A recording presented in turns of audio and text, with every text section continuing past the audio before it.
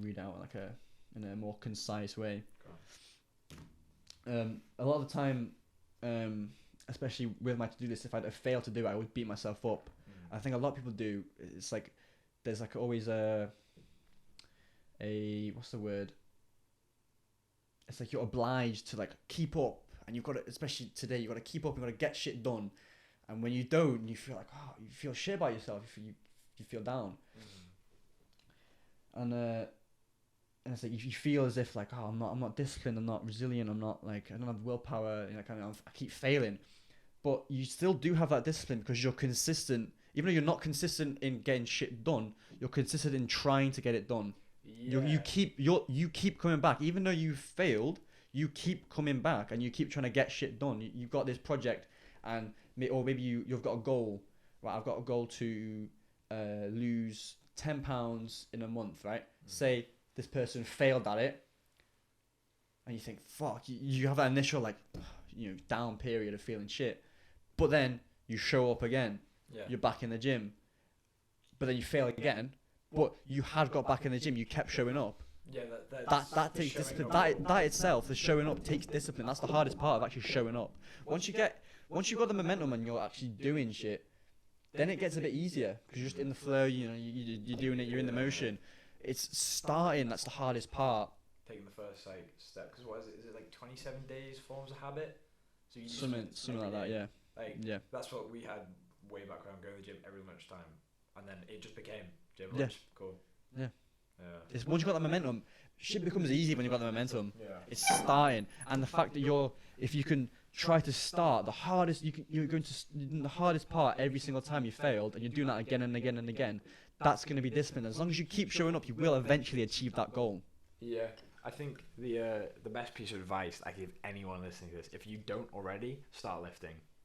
100%. I think it's if you can be dedicated enough to lift and like continue, because it's something where you have to essentially hurt your body every day to get sick. Like, I think if you can do that, then there's basically not much you can't do. The butterfly effect that has on the positive implications that has on every other aspect of your life. When I started, cause I used to be pretty fat. So did you. Yeah, we weren't like obese, we were just chubby kids. Yeah, we were chubby. Once I started going to boxing, once I started going to the gym, everything else became so much easier. I used to be scared of talking to people. Really? Yeah, because I didn't have any self-confidence. Yeah. And then once you lose a bit of weight, I remember Joel said to me, "Oh, you lost a bit of weight there, Lou," and I was like, "What?" Yeah. I was like, to the brain. And then that was a sort of key of unlocking of holy shit, I can fucking change. I can fucking do shit. I'm not stuck like this. Yeah. Once you know that and you can start putting effort into that and changing, your self-confidence and your self-image goes through the roof. And then that when you have a good self-image, that improves every other aspect of your life, your social life.